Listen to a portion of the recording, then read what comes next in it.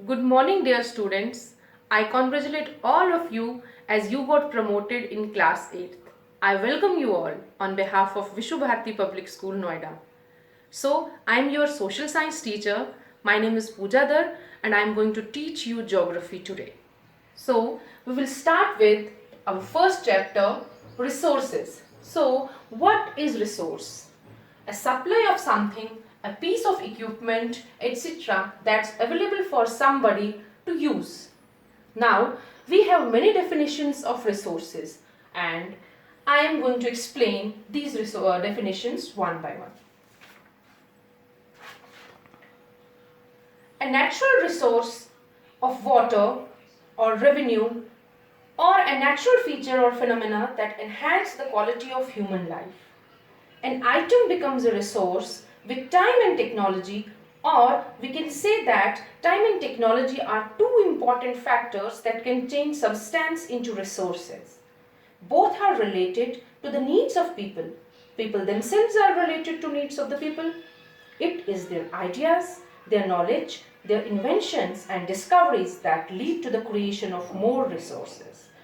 Like, we will take example, for example, the discovery of fire led to the practice of cooking and other processes, while the invention of wheel ultimately resulted in development of newer modes of transport. The technology to create hydroelectricity has turned energy in fast flowing water into an important resource. Now, these are some definitions of the resources. Now, I will start with different types of resources. So, stay tuned.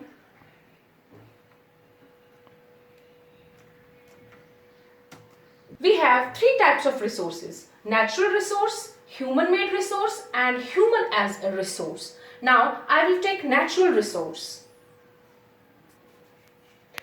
Resources that are drawn from nature and used without much modifications are called natural resources. Means they are purest form. They are in purest form. Like the air we breathe, the water in our rivers, the lakes, the soil, mineral and all natural resources. Many of these resources are free gifts of nature and can be used directly. For example, we are using water. For example, we are using solar energy. For example, we are using plants, and in some cases, tools and technology may be needed to use a natural resource in the best possible way. Natural resources are classified into different groups depending upon their level of development and use, origin, stock, and distribution. On the basis of their development and use, resources can be classified into two groups: actual and potential resource. These are on the basis of their development. We have actual resource. Now, what is actual resource? Now, the actual resources are those resources whose quantity is known. These resources are being used in present. For example, we are using petroleum. How we are using it? For example, the rich deposits of coal in Ruhr region of Germany and the petroleum in West Asia. The dark soil of Deccan Plateau in Maharashtra, they are all actual resources. Means we are using that resource presently. Now, we have another resource, that is potential resource. Now, what is potential resource?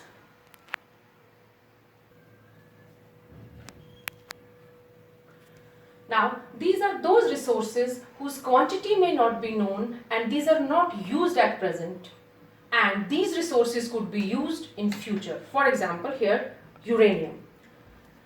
Now, the resource could be used in future. The level of technology we have at present may not be advanced enough to easily utilize these resources.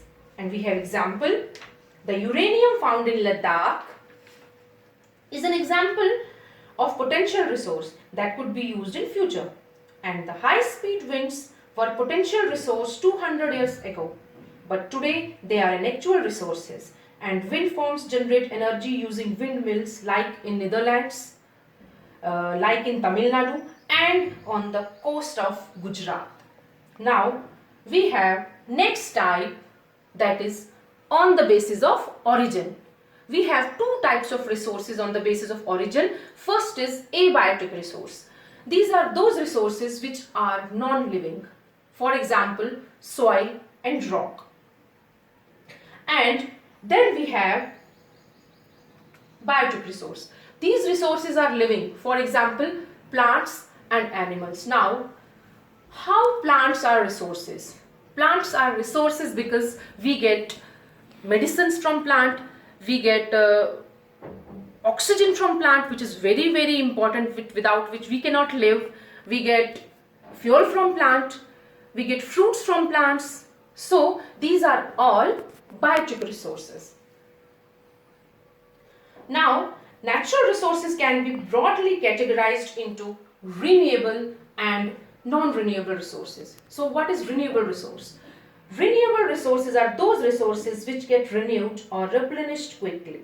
Some of these are unlimited and are not affected by human activities, such as solar and wind energy. Here is example of this is solar panel. Now, water seems to be an unlimited renewable resource, but shortage and drying up of natural water source is a major problem in many parts of the world today. Now, we have another one, non-renewable resource. They are those resources which have limited stock. For example, oil, natural gas and coal. Once the stocks are exhausted, it may take thousands of years to be renewed or replenished, since this period is much more than human lifespans. Such resources are considered as non-renewable resource. And we have obviously example coal, petroleum and natural gas. Then we have next type, that is on the basis of distribution. On the basis of distribution, we have ubiquitous and localized resource. Resources that are found everywhere like air we breathe, and the localized resources are those resources which are found only in certain places like copper and iron. The distribution of natural resources depend upon the number of physical factors like terrain, climate and altitude. This distribution of resources is unequal because these factors differ so much over the earth. Now, we have next resource that I have discussed earlier is human-made resource. This is very important. Sometimes natural substances become resource only when their original form have been changed. For example, iron ore was not a resource. Iron ore is not a resource because we are not using iron ore. Iron ore is not useful for us. So it is not resource when we talk about only iron ore. It is only resource when we extract iron from there. So people use natural resources to make human-made resources. And obviously, technology is also human-made resources. And without technology, we are not able to make any resource. Now, we have next, human as a resource. People can make best use of nature to create more resources when they have the knowledge of skill and technology to do so. That's why human beings are a special resource. People are human resources. Education and health help in making people a valuable resource. And improving the quality of people's skill so that they are able to create more resources is known as human resource development. For example, if we take example of human resource, we have multinational companies, they are working there. Actually, they are working means humans are working. And if humans are working, then humans are resource. So this is one of the best example of human resource. For example, even teachers are also resources when they are delivering their lectures, because that is in useful manner. That's why I consider, or we consider, human as a resource. Now, it is most important, conservation of resource. We all read resources and all that, how they are useful in our day-to-day life. But how will we conserve these resources so that we can use that resources in future? Now, Resource conservation. Using resource carefully and giving them time to get renewed is called resource conservation. And sustainable development means balancing the need to use resource and also conserve them for future. Now, there are many ways of conserving resources. Each person can contribute by reducing consumption, by recycling and reusing things. Ultimately, it makes a difference because all our lives are linked. Earth's natural resources include air, mineral, plants, soil, water and wildlife. Conservation is the care and protection of these resources so that they can persist for future generation. It includes maintaining diversity of species, genes and ecosystem, as well as functions of environment such as nutrient cycle. Conservation is similar to preservation, but while both relate to protection of nature, conservation seeks the sustainable use of nature by humans for activities such as hunting. Means we have minimized the use of hunting. This is one of the example. Then we have logging or mining. Then while preservation, we mean protecting nature from human use so that environment will remain alive in us. That too in a balanced manner. Now, here are some principles of sustainable development. Means what kind of principles, what kind of measures we will take so that we will preserve, we will conserve our resources. Now we have first one, we'll take respect and care for all forms of life. We have to respect and we have to care all forms of life, whether they are plants, whether they are animals or they are anything. Now, improve the quality of human life. Again, we have to improve the quality of human life. Then, conserve the earth's vitality and diversity.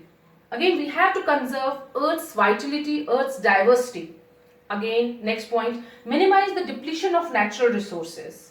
Means we should actually use limited natural resource because as I have discussed earlier, these natural resources or non-renewable resources takes millions of years to form. So we have to actually minimize the use of these resources. And the last is enable communities to care for their own environment. Means we have to take steps that we should take care of our own environment. We should take care of our surroundings. So I hope that what I have delivered today you understand. So I have some queries and I am going to I have some questions related to this chapter and I hope that you are able to solve these questions. Now, first one is, what is a resource? This is very simple and I have defined to you in a very first topic what is resource. So it's very easy for you to understand. Next is explain types of resources. First you have to explain different types of resources on the basis of development, on the basis of origin. We have discussed all and you have to explain. Then what are renewable and non-renewable resources? Again, it's very simple. Renewable resources which can be renewed again and again. For example, solar energy, wind, water. Then we have non-renewable resources. Non-renewable resources are those resources which can't be renewed again and again and it takes millions of years to form. What is human resource? This is very important and I hope that you understand. Define sustainable development. Again, very important. Explain types of resources with the help of flowchart. This is very important. Again, why I am saying this is important because if you are able to make flowchart, then you are able, I hope that you understand whole chapter because the types of resources you will make flowchart and you will understand each and every type with explanation through this flowchart. So this is all for this chapter and I am going to wind up now. Thank you so much.